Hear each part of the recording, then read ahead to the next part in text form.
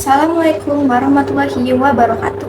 Perkenalkan, saya Sakinah Nurfaliha dengan NIM 1002118242922. Jadi, di sini saya akan menjelaskan mengenai yogurt mulai dari pengertian yogurt, kriteria yogurt yang baik, lalu proses pembuatan yogurt, jenis-jenis bakteri yang ada pada yogurt, lalu pemecahan reaksi kimia pada yogurt, lalu jenis-jenis yogurt, dan yang terakhir manfaat mengkonsumsi yogurt.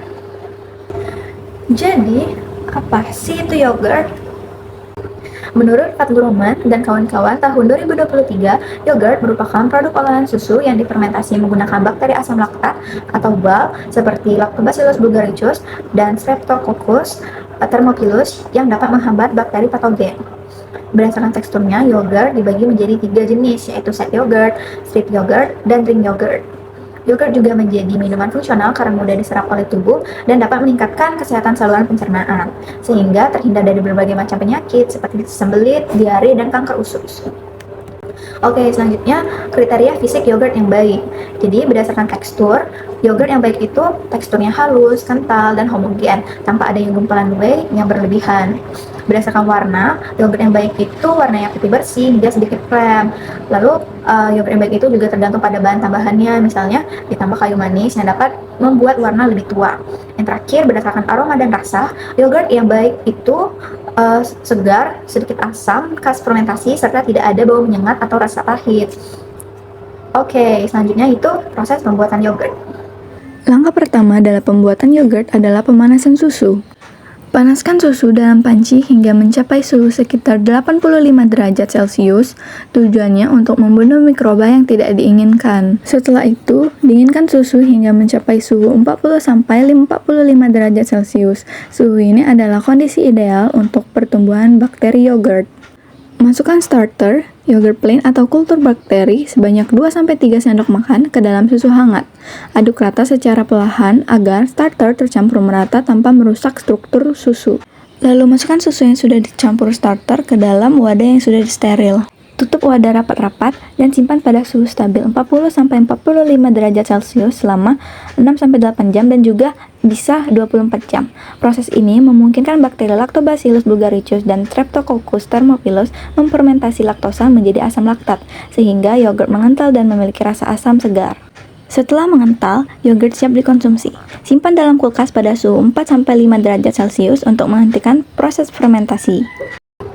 Oke, kita masuk ke jenis bakteri yang ada pada yogurt. Yang pertama itu ada bakteri Lactobacillus bulgaricus, yang dimana bakteri ini berperan dalam menghasilkan asam laktat dalam jumlah tinggi sehingga menurunkan pH susu, menghasilkan enzim protease yang memecah protein susu, membentuk tekstur kental yogurt, juga menghasilkan senyawa flavor seperti acetaldehyde dan diacetyl yang memberikan rasa asam segar dan aroma khas yogurt, memberikan efek probiotik seperti membantu pencernaan dan mengurangi zat beracun dalam saluran pencernaan. Lalu yang kedua itu ada bakteri Streptococcus thermophilus, yang dimana bakteri ini itu bertugas memulai fermentasi dengan cepat, memecah laktosa menjadi asam laktat, tumbuh baik pada suhu tinggi thermophilic sehingga mampu mempercepat penurunan pH susu, lalu menghasilkan eksopolisakarida yang berfungsi meningkatkan viskositas atau kekentalan pada yogurt. Oke, selanjutnya itu pemecahan reaksi kimia. Jadi, proses kimia pembuatan yogurt terjadi saat bakteri Lactobacillus bulgaricus dan Streptococcus thermophilus memecah laktosa atau gula susu menjadi glukosa dan galaktosa, lalu fermentasi menjadi asam laktat.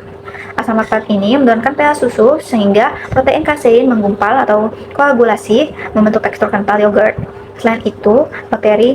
Selain itu, bakteri juga menghasilkan senyawa seperti acetaldehyde dan diacetyl yang memberi aroma dan rasa khas yogurt. Lalu selanjutnya kita masuk ke jenis-jenis yogurt. Itu ada jenis yogurt berdasarkan rasa.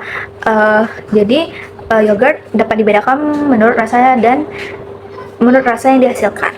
Itu yang pertama ada plain yogurt yang memiliki cita rasa asam alami tanpa tambahan perisa sehingga rasanya lebih tajam. Lalu ada flavored yogurt dibuat dengan menambahkan bahan perisa sintesis seperti jeruk, strawberry, melon, atau vanila agar lebih variatif. Dan terakhir itu ada fruit yogurt, yang dimana ini yogurt yang menambah sari buah atau potongan buah asli, misalnya mangga, nanas, pisang, atau pepaya, sehingga tidak hanya memberikan rasa tetapi juga menambah nilai gizi. Lalu jenis yogurt berdasarkan kadar lemak. Jadi yogurt itu memiliki kadar lemak yang tinggi, memiliki kandungan lemak sekitar 4,5 sampai 10%. Sedangkan yogurt dengan kadar lemak sedang mengandung lemak 3 sampai 4%, sedangkan ada pula yogurt rendah lemak sangat dengan kadar 1 sampai 2%, serta yogurt sangat rendah lemak dengan kandungan dari sangat rendah kurang dari 1%. Perbedaan kadar lemak ini mempengaruhi tekstur, cita rasa, dan juga nilai gizinya. Lalu selanjutnya itu ada jenis yogurt berdasarkan proses pasca fermentasi. Itu ada yogurt pasteurisasi, yang dimana yogurtnya ini dipanaskan kembali setelah diinkubasi untuk memperpanjang masa penyimpanan. Lalu ada yogurt beku, yang dimana yogurt ini disimpan pada suhu beku sehingga teksturnya menyerupai es krim. Ada pula dietetik yogurt yang diformulasikan rendah kalori dan rendah glukosa, kadang ditambahkan vitamin dan protein untuk kebutuhan khusus. Selain itu, terdapat yogurt konsentrat yang memiliki kadar padatan tinggi, baik dalam bentuk yogurt pekat seperti sekitar 24% padatan, maupun yogurt kering dengan kadar padatan 90-94%. Lalu yang terakhir, ada jenis yogurt berdasarkan metode pembuatannya. Itu ada straightened yogurt, yang dimana yogurt ini dibuat dengan cara menyaring atau mengurangi kadar air dadinya atau whey sehingga teksturnya lebih kental. Lalu ada set yogurt yang biasanya langsung difermentasi dan dikemas dalam wadah. Ini menghasilkan tekstur lembut dan homogen yang langsung siap dikonsumsi.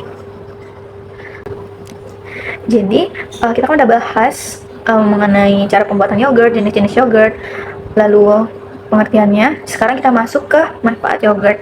Berarti kalian ingin tahu kan apa sih manfaat kita mengkonsumsi yogurt? Jadi yang pertama itu bisa dengan kita mengkonsumsi yogurt itu bisa meningkatkan kesehatan pencernaan, karena yogurt itu mengandung bakteri probiotik yang menjaga keseimbangan mikroflora usus. Lalu yang kedua itu meningkatkan imunitas tubuh, karena probiotik itu membantu memperkuat sistem kekebalan dan melawan bakteri patogen. Lalu yang ketiga itu adalah sumber gizi penting, karena yogurt itu kaya protein, kalsium, vitamin B, dan mineral yang baik untuk tulang dan metabolisme. Yang terakhir itu yogurt itu membantu menurunkan kolesterol dan berat badan.